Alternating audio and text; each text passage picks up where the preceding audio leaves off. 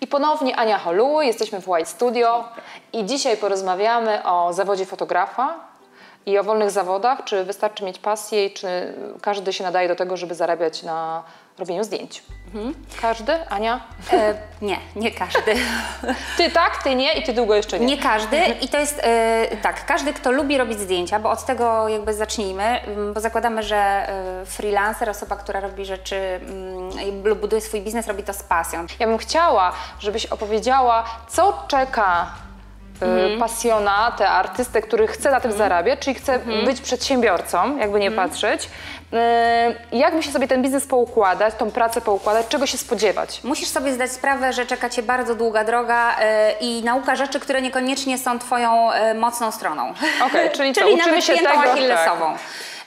Będąc artystką, musisz się nauczyć, jak dbać o papiery, dokumenty, terminy, kontakt z klientem, całą masę rzeczy, które kompletnie nie mają nic wspólnego z artyzmem. I najprawdopodobniej tego nie lubisz robić. Nie jest to mocną, tak, nie jest to Twoją mocną stroną, nie przepadasz, wolisz, żeby tego nie było. A jak artysta powie nie, ja będę zarabiać pieniądze, bo mam zlecenia, robię świetne zdjęcie, nie interesuje mnie ten aspekt prowadzenia biznesu. To się zrobi. Samo się to na pewno nie zrobi. Może sobie biedy napytać, prędzej czy później. Czyli tak to się mści, bo pewne zaniedbania, które gdzieś tam się dokonują, jak tylko tworzysz, no to gdzieś tam zaniedbujesz te stricte biznesowe rzeczy, no i to potem prędzej czy później kończy się katastrofą. Albo klient jest niezadowolony, albo lądujesz z zleceniem, które nie zostało sfinansowane, czy nie dostałaś za to pieniędzy, bo nie zadbałaś o formalności. Co gorsza, lądujesz w sądzie czasami, bo klient no nie wiem, zepsułaś mu wizerunek, liczył na to, że zdjęcia będą w terminie, że będą takie i takie, a ty bujając w chmurach zupełnie o tym zapomniałaś, tak? To są poważne rzeczy, to są zobowiązania, wchodzimy już na obszary bardzo twarde, biznesowe. Czy ty zauważasz, że coś się zmienia w twoim biznesie, że ludzie mają inne oczekiwania, jest mniejsza ilość zleceń, bo ludzie sobie sami te zdjęcia robią? A już wiem, o co pytasz. Wiem, o co pytasz, to fajne. Fajne, że o to pytasz, bo to jest bardzo ważne. Ja często takie pytanie słyszę, jak ty sobie radzisz w kryzysie?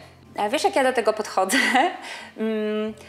Że moje zdjęcia są dobrem luksusowym. Że tak naprawdę właśnie w dobie smartfonów, w dobie tej dostępności ja mam coś, dzięki czemu mój klient będzie się wyróżniał. Jakość zdjęć. Jakość to jest moje doświadczenie, to jest mój talent. Teraz już się nie boję o tym mówić. Kiedyś się bardzo wstydziłam. brawo. Nie. Mam talent i go użyję. Nie, tak. Nie, mam talent i nie zawaham się go użyć. Tak, to jest kilka składowych, mianowicie moje doświadczenie, czyli lata pracy, bo ja cały czas się rozwijam, nie ustaję.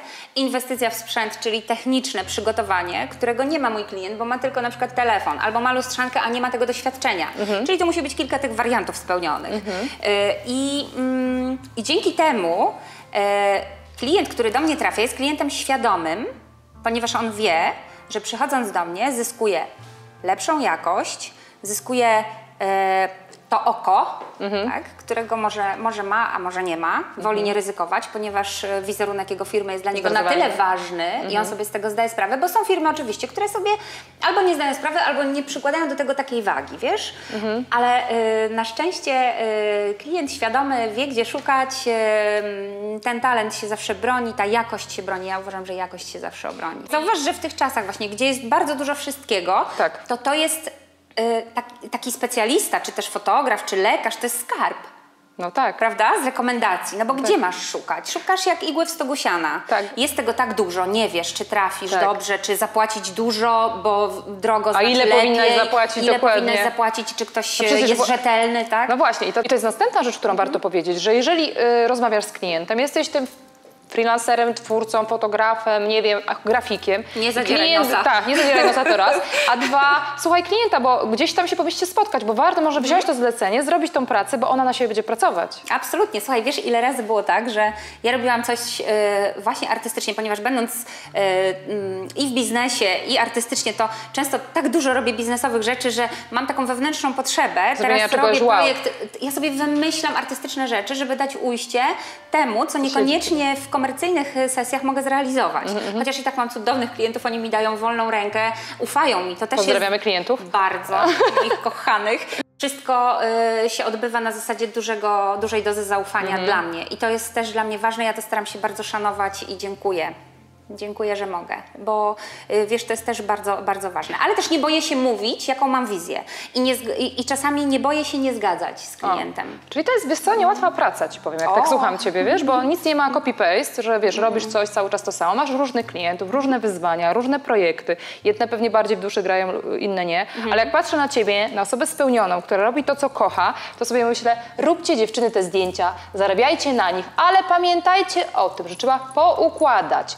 Trzeba przygotować umowy, ten taki background, bo bez tego potem może wam się czkawką odbić, że ten biznes nie jest fajny, ludzie są niefajni. Nie, ludzie są fajni, jeżeli dobrze dobieramy i dobrze sobie relacje układamy, tak? Tak. Dokładnie. Myślę, że też po dorobku naszym trafia do nas pewien zdefiniowany klient. To prawda, tak? Dokładnie. Że ktoś patrzy na moje zdjęcia, ja na przykład jestem bardzo skandynawska. Ty jesteś, wszystko masz to skandynawskie. Skandynawska do bólu, ale to gdzieś tak we mnie wrosło i to jest tak, że w zdjęciach też przemycam trochę tego stylu skandynawskiego, taką surowość, ten detal, naturalne też jakieś elementy typu drewno, metal, szkło, wszystko co jest takie bardzo stare, uwielbiam starocie, stare ściany. I wiesz co, i to jest tak, że jak ktoś widzi moje zdjęcia, to ja jestem już spokojna, jeżeli on do mnie trafia poprzez to, że widział moje zdjęcia. Tak, bo on czuje klimat ze mną absolutnie. My mamy spójność komunikacji. Zgadza się. Czyli to jest twój wizerunek, tak naprawdę twoja praca. Dziękuję bardzo, Ania. Dziękuję bardzo. Bardzo motywacyjnie i inspirująco. I wszystkie artystki zachęcam, róbcie, ale róbcie dziewczyny to z głową. Byłyśmy gościem u Ani Holuły w White Studio. A ja byłam gościem i Time for Business TV. I do zobaczenia, może się jeszcze spotkamy. Cześć. Pa.